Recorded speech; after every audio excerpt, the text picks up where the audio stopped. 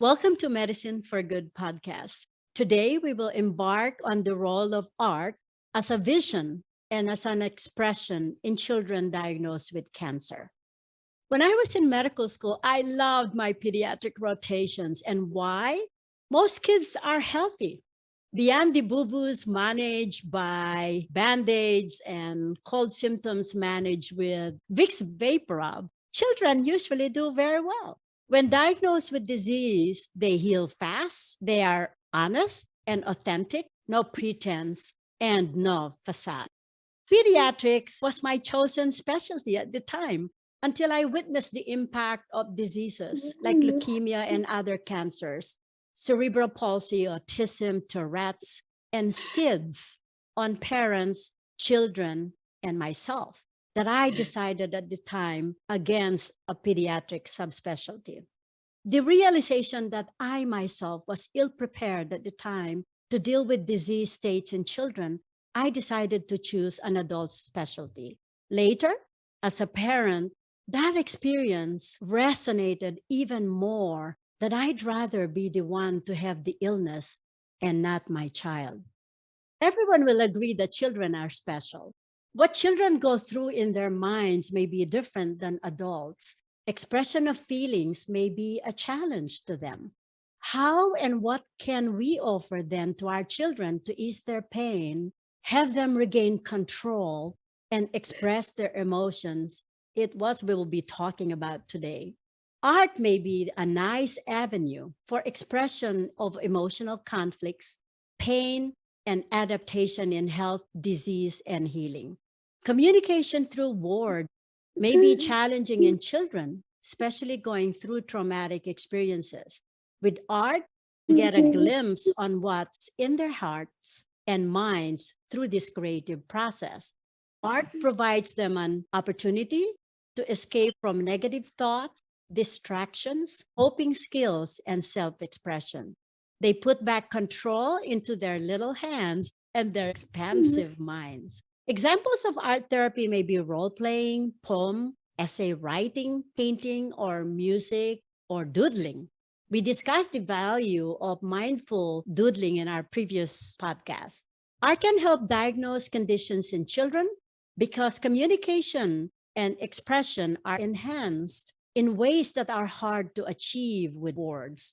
Let me invite you today through this journey in exploring how children uses art as an expression of their deep thoughts and emotions and as a service to others. We will explore how neurosurgeons can be artistic in shepherding children through their diagnosis and healing, how surgeons artistically explain complicated neurosurgical diagnosis and procedures to children and parents. We will expand our ways on how we as doctors can be supportive to children and their parents. I am joined today by Pio, a 10-year-old artistic child diagnosed with chordoma at the age of 4, and by 3 surgeons, 2 neurosurgeons, Jay Nathan and David Purger from Stanford, and the cardiovascular surgeon, Dr. Arthur Gallo from the University of the Philippines, who is the Chief Medical Officer for ABCs for Global Health. We will showcase masterpieces from Pio, our super guest today from the Philippines, and to the US participants. Happy New Year to all of you. Good morning. Happy New Year. Dr. Gallo, who is our cardiovascular surgeon, the Chief Medical Officer of ABCs for Global Health, which is a nonprofit organization in the US and in the Philippines with the goal to help the underprivileged access healthcare. He will introduce Pio. Good morning from the Philippines. So in 2015, Aiden Pio Zepanta was said to be the youngest patient in the Philippines diagnosed with Clival Chordoma, a rare and incurable type of cancer. He was told that his cancer was uncommon. Today, Pio is one of the ambassadors of Brave Warrior Kids. His advocacy is to help children who are fighting cancer. As an artist whose passion is to paint, Pio has participated in 4 art exhibits in the Philippines and in the United States. In 2016 and 2017, Pio held his first solo exhibit at the Prism Art Gallery. Pio also loves to explore the solar system. He dreams of becoming an astronaut at NASA one day. Welcome, Pio. Pio, welcome. Yeah, it's great to be here again. Thank you, Pio. And I will introduce our two neurosurgeons and then we'll get back with you, Pio. But welcome to the show. So first, Jay Nathan was one of my first educators for care students at Stanford University. I mentored Jay from the very first day of medical school at Stanford until he finished. He and Jocelyn Woodard joined me in my medical mission in the Philippines in Pampanga in 2012. I'm still looking at those pictures, Jay, and many of those patients that you saw regarded you as their doctor in the community at the time. So Jay then proceeded to do neurosurgical residency at the University of Michigan and a fellowship at Stanford University. On his spare time, one will see him flying his airplane. And after his fellowship in neurosurgery at Stanford, he started his neurosurgery practice in Indianapolis, Indiana. Welcome, Jay. Thank you. It's great to be here. And now David Purger, an MD PhD, was born in the former Yugoslavia and grew up in the United States in the Washington, D.C. area. At Stanford Medical School, he was in my Educators for Care faculty family from the very first day to the finish line, just like Jay. He is currently doing his neurosurgery residency at Stanford, and last year he did an enfolded fellowship in stereotactic and functional neurosurgery, which is the use of precision targeting techniques to deliver brain stimulation therapy to a very small target within the brain to help people with neurologic and psychiatric conditions. Welcome, David. Thank you, Dr. Gabriel. It's nice to be here.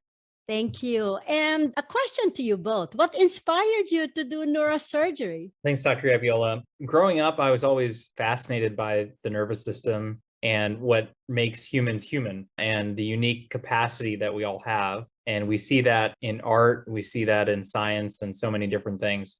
As I was going through school and particularly in college, took more classes about neurobiology and neuroanatomy and just found it more and more fascinating. I also, even from a young age, enjoyed doing science by hand, was more of a hands-on person and enjoyed tinkering with things, seeing how things worked. And so it felt very natural to combine that interest in medicine and in neuroscience with doing surgery and being able to try to help restore quality of life and improve function for those who have conditions that impair it. To this day, it's still so gratifying to see patients where we can help restore part of their humanity that is lost, part of their quality of life that they can get back and they can enjoy. It's a long process, but I've enjoyed the process of learning that trade. Long training. I know there's a lot of postponement of gratifications is what we go through in medical school, and then the residency and fellowship. How about you, David? For me, it was a lot of the same process as for Jay. I started college wanting to be a research scientist. I started off as a physics major, but realized I was not smart enough to be a physicist. But I had taken an AP psychology class in high school, and the part of that fascinated me the most was the unit on learning about the biology of the nervous system. And so I switched my major to brain and cognitive sciences. And then kind of on a whim, I started volunteering for an ambulance service. And in the process of becoming an EMT, I fell in love with seeing patients and realized that I really enjoyed helping patients and their families get through high stress, high risk situations. So I decided to go to medical school. And when I combined my love and respect for neuroscience with my newfound enjoyment of seeing patients, the only thing that really made sense to me was neurosurgery. And I tried to keep an open mind throughout medical school, but I just kept coming back to neurosurgery. And I think beyond just the amazing technology we get to use, the very gratifying and rewarding feeling of being able to use our hands to help people in very profound ways, it's the connection that I saw neurosurgeons who I shadowed have with their patients. It's a lot of trust that patients have to give neurosurgeons in order to let them access the parts of their bodies that make them who they are, that make them think, feel, speak, move. And The bond between a neurosurgeon and a patient was unlike any I had seen in any other specialty. And that really drew me to the field and keeps me really engaged and wanting to learn more and more about it every day. How about you, Dr. Gallo? I know you trained in cardiovascular surgery, long, long years of training. And now you're with us with ABCs for Global Health doing adult medicine. What inspired you to do cardiovascular surgery and what motivated you to do the transition from surgery to medicine? I really didn't know. And I was from med school to going straight into cardiovascular surgery. It was a last minute decision for me. I really wanted to be a community doctor at that time. But I thought for myself, should I be doing this just sitting in the clinics and the whole day? Maybe I should do something else. Then I went into surgery and then I fell in love with cardiovascular surgery. Well, more on the thoracic surgery. Then something changed in me during that course. And then when I came back to Pampanga, I got introduced again to community medicine. Then this is, I think, what I love doing. I was really inspired by your story in moving back to community medicine that really showed your initial passion on serving the underprivileged in the community. Thank you for sharing all of your inspiration, and we'll continue with our podcast. So we'll start with Pio. Pio, I really love your name. And what made you decide that that will be your name that you will be putting on your space, on your Facebook, on your Instagram, and YouTube? Well, first of all, Aidan means fire, and Pio is surprise, surprise. Padre Pio from Petrelcina. So when you put it all together, it translates to holy fire. It's a great combination of two great names. Yeah, I see that. And I really just like saying Pio.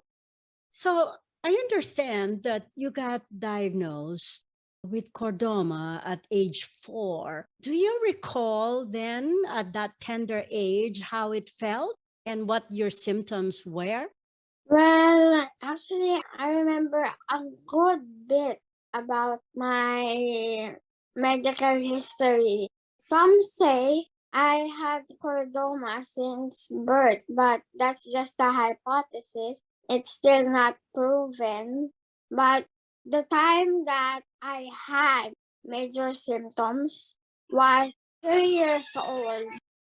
I remember I had headache during 3 a.m. in the early morning. And when that happened, I always cry for paracetamol because it's the only thing that stops the headache. After that, I also had the slurring speech, which that one was a bit of a hard time as well. Every time I would talk, my mommy and my lola would say, again? So I had to repeat everything that I said a second time because of that annoying slurring of the speech. And the most impacting of all of the symptoms is the double vision. When mommy started thinking something is wrong, because there was one time when I got home from school, mommy and grandma, and I said, Mommy, why are there 2 of you? Then mommy said, what are you saying? There's only one of me. Then I said, no, really, I see a second one of you. That's when my mommy started to be kind of hesitant of what I feel. So fast forward, we consulted to a lot of doctors. And as we were consulting more and more, that's when we thought of consulting to a real specialist, which referred to another specialist, which was the one who said I needed an MRI. That was also the time when we consulted to Doc Gap, switch. The first two trials of me consulting to Doc Gap weren't very successful because he had a lot of patients at those times. When his secretary saw me for the third time, waiting for a long time, she said, "Oh, you can go first." I'm grateful for that time because despite me being a kid and there are more patients who really need him, I was the one who got first. Wow. So, David and Jay, is that common initial manifestations for chordoma? What is chordoma? Chordoma is a rare tumor that arises from a group of cells called the notochord, which during development, when you're still an embryo, helps to send signals to other cells to create the nervous system. It's actually a very rare kind of tumor, and it's even more rare in kids. Most people who end up diagnosed with chordoma end up being diagnosed with it later in life, in their 50s or 60s or beyond. And within the pediatric population, it's one of the rarest kind of tumors, actually. And the signs and symptoms pretty much depend on where the tumor shows up. So there's two classic locations. One is at the skull base, which means the area that's at the very bottom part of your skull. The areas that are in question here are the brainstem, which is just under the cerebrum and the cerebellum, the two biggest parts of the brain, and an area where a lot of nerves that control things like facial function and control of your eye movements and things like taste and your ability to swallow. Those nerves all come off of the brainstem. So that's one of the two main areas it can be. And the other one is down at the very bottom of the spine, a place called the sacrum, which is part of your hip bone in your pelvis. Depending on where the chordoma is, in the first or the second location, that determines the symptoms. So if the chordoma is at the skull base, a lot of the symptoms are usually the kinds of things that Pio, you just described. So headaches are very common, and impairments in the function of those cranial nerves, the nerves that come off of the brainstem. So slurred speech is very common. Double vision is very common as well, along with things like trouble swallowing and trouble moving parts of your face. On the flip side, if the chordoma is down in the sacrum, then it can cause some pain in the legs and in the what we call the saddle region around your bottom. It can cause changes in sensation there, so numbness or tingling in that same area. It can cause difficulty moving the legs sometimes, and it can cause difficulty controlling your bowel and your bladder. So it all depends on where in the body it shows up. In the US, do we see a lot of chordoma, Jay, or also rare? We don't see a lot of it. As David mentioned, it is still overall a fairly rare tumor. Some estimates are about 1 in a million as far as how often it happens, at least how many diagnoses we see each year. And one thing that is tough about chordomas is that they can't be diagnosed just off an image, so just off of an MRI, for example. As David mentioned, there's some classic locations for them. So if we see tumors in those locations, then it's on our list of possibilities. And we tend to think of it if we see in kind of that common appearance. But sometimes tumors don't always read the textbook, as we like to say. They don't always show up the way that we might expect them. So, for example, I saw a patient a few weeks ago who is in her 50s and had a tumor that was in the upper part of her spine, not quite, close to the area that David mentioned as near the skull base, but not in kind of that classic spot. And no one expected it to be a chordoma until she had a biopsy and it was diagnosed. And that's the usual way of making the diagnosis, is some type of surgery, either a biopsy or trying to take the tumor out, and then doing a variety of tests to make that diagnosis of a chordoma. Talking about sometimes us doctors questioning the diagnosis, right? Sometimes when it doesn't fit the symptoms or the history, then we explore more. Like, I believe, Dr. Gallo, one of the times that you presented a case to me that was very, very interesting with unstable gait or discoordination. Could you talk a little bit more about that, Arthur? Yeah, this kid was an 8-year-old kid who was reportedly seen by his mom that he falls often.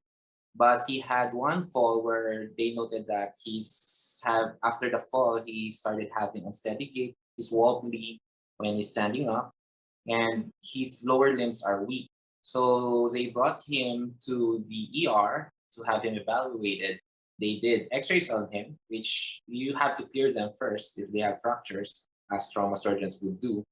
But turns out the x-rays were clear, so the patient was sent home. But the mom noted that the weakness and the steady gait was still there. So they sought another doctor and the patient was cleared again and sent home. The mom, who was still worrying about her child, decided to bring the child to us. We, as primary care physicians, we only have our history and physical examinations. So I had to do a more detailed history, a more detailed physical examination.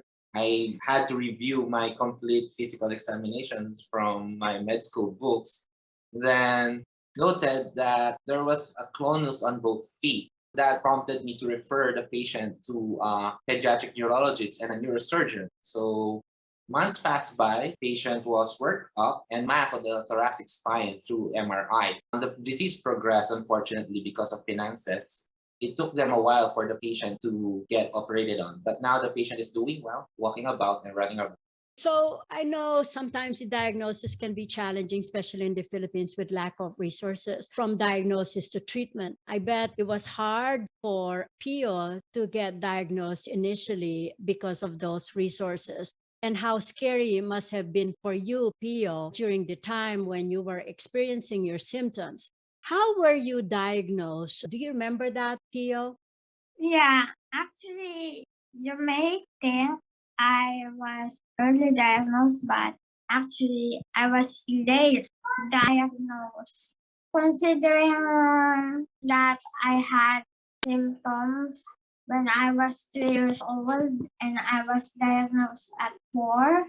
And when I was diagnosed, at first I had no idea what that is. I even said, oh, there's a mini solar system inside my head that's just floating around. First, I didn't know much, but as I grew older, I gained more knowledge about it. And so, how did you feel at the time, Pio? And were you scared? How did you respond to this diagnosis? Weirdly enough, I was not at all scared. Maybe for the surgery, I was a bit scared. All in all, I wasn't scared at the time, considering the fact that I imagined it as a mini solar system floating in my head.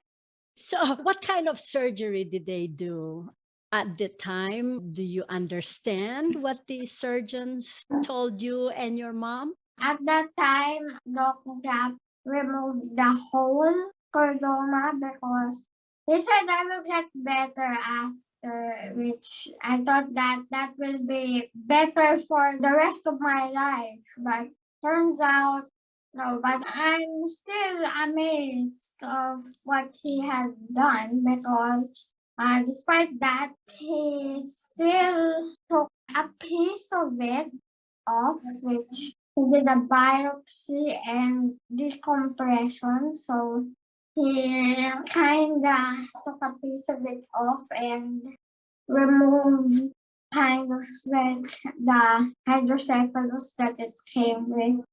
How did you feel then? Well, when I was wheeled to the recovery room, I saw a bright light, which that bright light was just the light of the room because during the surgery, of course, I was asleep. But yeah, when I was wheeled to the recovery room, my eyes weren't used to the light, so I saw it as a very bright light. What did you think that bright light was? Well, I thought it was the sun. What are the challenges in terms of the diagnosis and treatment, David, in terms of dealing with chordoma? Well, one of the challenges is in trying to make the diagnosis. The biopsy itself, if you were to just do a biopsy, we have to be careful to avoid spreading the tumor to another location. So that's one risk of a biopsy surgery. One risk of trying to do a surgery to take the tumor out is these tumors are usually in very delicate locations. So especially the clival chordoma that Pio had, what that means, that's just the part of the skull base that David was talking about. And because the brainstem is close by, because the nerves are close by, it can be hard to access that area carefully. We don't want to cause harm in the process of doing surgery. So we have to avoid putting too much pressure on those areas. We worry about the risk of bleeding afterwards to those areas. And sometimes, depending on the location, we can't take the whole tumor out because the risk of injury is too high. And I'll turn it over to David to talk about some of the challenges kind of after surgery and other issues that can come up. Yeah, so like Jay mentioned, it's because of the dangerous location and the kind of high value real estate around some of these tumors that you can't always get all of the tumor out. And even when by the naked eye or even using a microscope, the surgeon believes that he or she did remove the whole tumor, it's often the case that there are microscopic, tumor cells that are still left in that area, which you can't really remove by hand. That's where radiation comes into play.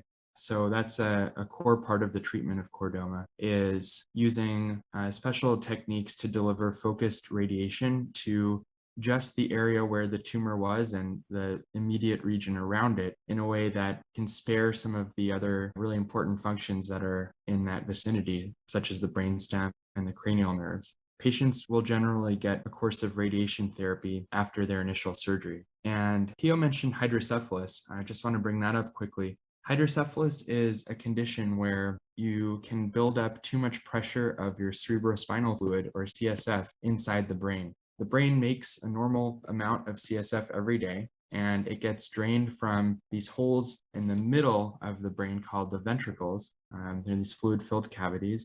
And the CSF drains from the ventricles down into the spine, and it bathes the brain and the spinal cord and gives it nutrients and helps protect it. But many of these tumors at the skull base around the brainstem, like clival chordomas, like what Pio has, can create hydrocephalus because they block the normal drainage of the CSF coming out of the ventricles.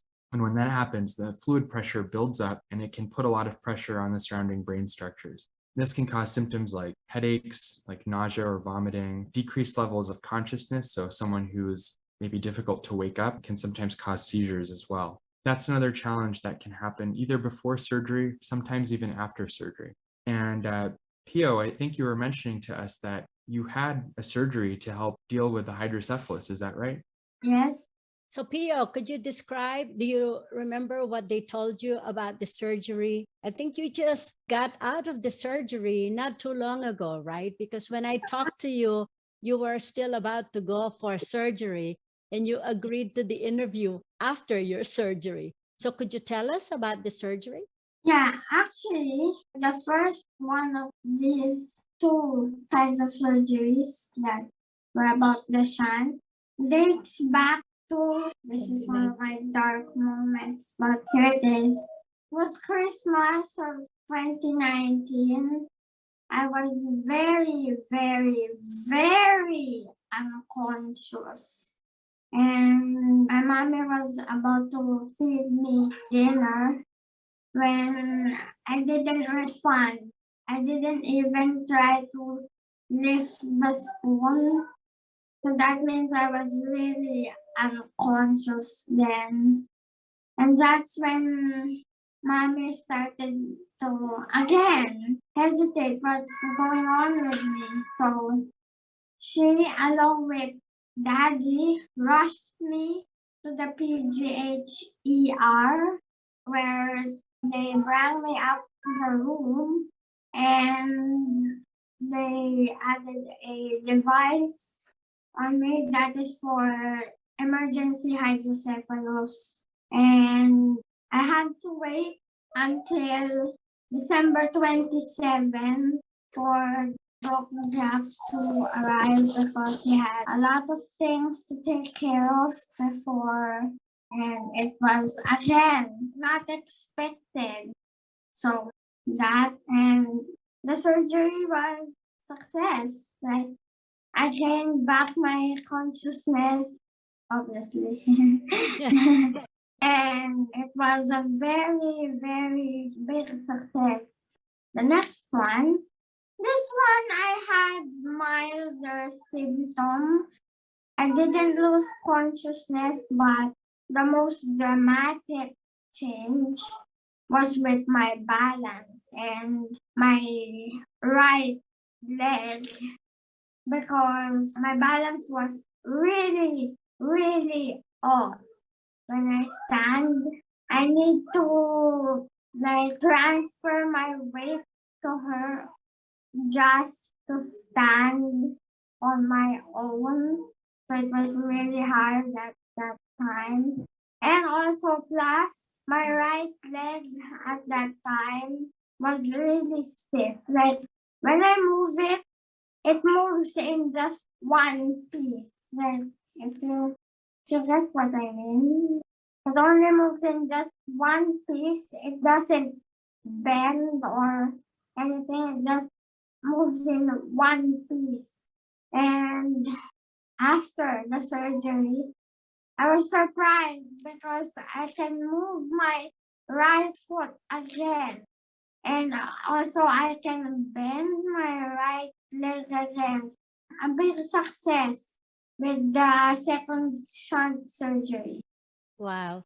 Pio, you had been through quite a bit, and thank you for sharing all of this to us, from diagnosis, from symptoms to diagnosis to the treatment that you'd been going through. How do you cope with all of this stuff going on? I think it's all about what my hobbies are, because I kind of just distract myself from all the hard times, kind of just divert the bad times into something that I can be creative about. Like a couple of my hobbies are painting, which I sell paintings for my medical funds. And I also make the solar system in clay. Sometimes I make 2 sets every day, but the average is 1 set per day. I also do mindfulness in both morning and evening. And I also like reading PDF files about space. And there was also one time that I had piano lessons, so there was a time when I actually played the piano. And last but not the least, of course, I like doing Minecraft. And the Minecraft is a bit unique because instead of houses like the norm would be in Minecraft, I've done, surprise, surprise, a lot of solar systems in Minecraft. Wow. You have this art space that you create a lot of art, you paint, and that helps support the medical bills that you guys always confront, right? It's very expensive there in the Philippines. And in the Philippines, we don't have like the insurance coverage that we have here in the US. So, how could we help you? Could you show us your art? Oh, yeah, you can see, well, almost all of my artwork in Facebook, Instagram, and also I have a YouTube account. My YouTube account first is Pure Space, then the word space. Then next is my Instagram, which is just Pio. And lastly is my Facebook, which is Aiden Pierce Fight with the Uncommon. There you can see all of my content because I post mostly in Facebook and Instagram. I don't know which is the most, but definitely I post the most in Facebook and Instagram. We will follow those, Pio, online so we could help you. But would you want to show us your art and turn off your Zoom background so we could see your art? Here are some of his artworks. This is Jupiter, Venus 1, the Aphrodite. And he also makes doodles. So this one is his doodle of himself and his favorite Filipino foods. And Here's a solar system artwork he made when he was 6 years old. And these are all seen on his Instagram, YouTube, and Facebook channel, right, Pio? Yep. Okay, we'll follow that. So I believe that you mentioned Dr. Gallo when he introduced you. He said that you also belong to the Brave Warriors. Could you tell me what that club is and what you do there and who are the members? A group of, well, you guessed it, kids. Yeah, most of them are Filipino, and unlike me, they have somewhat curable cancer, but I just thought that I can kind of blend in. So, yeah, I joined, and sadly, some of them already died, but still, we're a big team because we still have 20 plus kids. The founder is Tito Noel.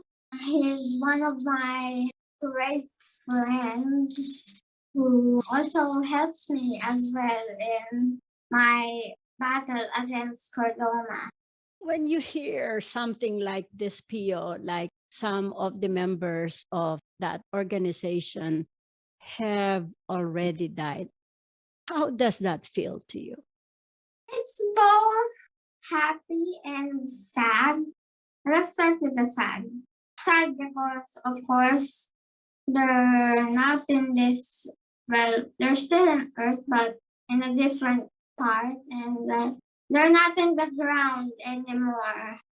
They're not with us, like the saying that there's a land of the living and land of the dead. So they're not in the land of the living anymore. And that brings me to the happy part. It's also happy because they're up there in heaven. I still believe in the saying that when you die, you go to heaven. So, yeah, I just think that they're already in heaven and God is taking care of them, and they're much, much, much, much, much more safer there than they are here on the ground. David J., I know you guys deal with a lot of trauma, cancer, tumors, things that you may or may not be able to help. How do you deal with this on a day-to-day basis? It can be tough a lot of times to be able to accept that there are situations where we either can't help or we can't fix the problem. Obviously, we went into this profession to help people, to ideally cure them, to get them back to normal.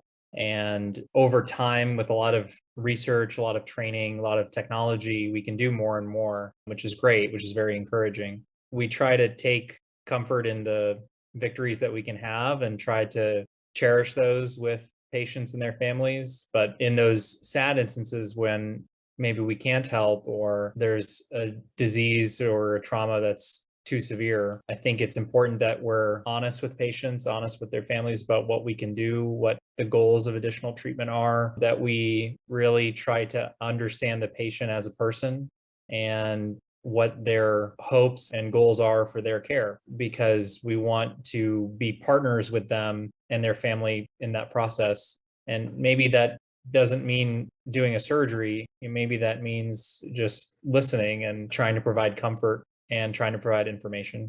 I agree. And I think that's one of the most important parts of our job is beyond all the amazing things that we can do to try and help is A, like Jay said, to recognize when it's just not possible or it would do more harm than good.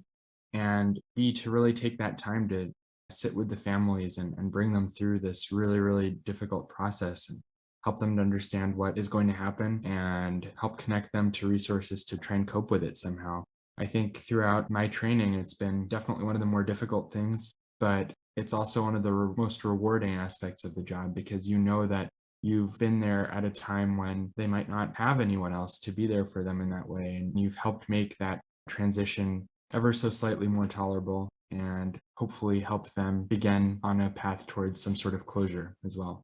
We're about to the end of the podcast, and I really would like to invite the audience to visit Pio's space, and it's on facebook.com/Aiden, Aedan, Pio, Pio, and it's Aiden's Pio's fight with the uncommon, because he is one of those children or people with uncommon illness. So let's help Pio.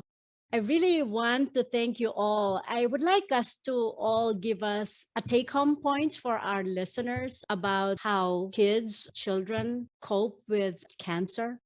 I think, Dr. Gabiola, you mentioned in the beginning that art was a really important method for kids to express the way that they're thinking and feeling about something that's really difficult, like cancer. And I just want to underline that in my pediatric neurosurgery rotation at the Lucille Packard Children's Hospital next to Stanford, that hospital is really well known for bringing all sorts of different modalities of therapy to help kids in this situation. And like you mentioned, it's not just art. It can be through music, it can be through acting and role playing.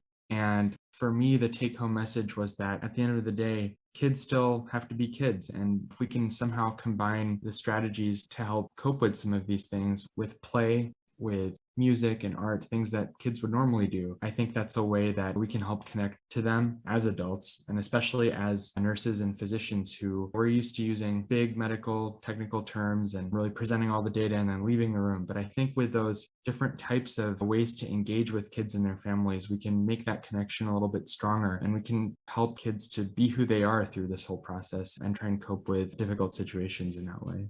I agree, David.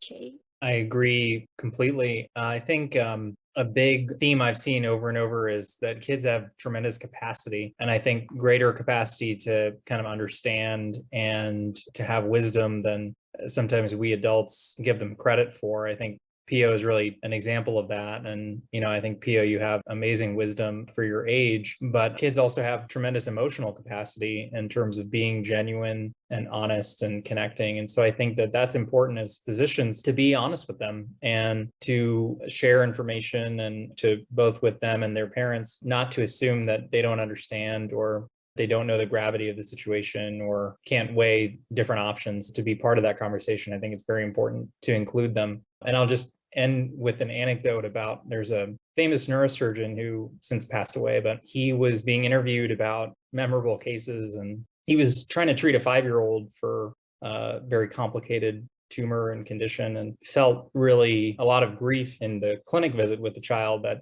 he couldn't help them and that surgery wouldn't be safe. The child actually comforted the surgeon and said, "It's okay." And so I think that's very powerful and illustrates that.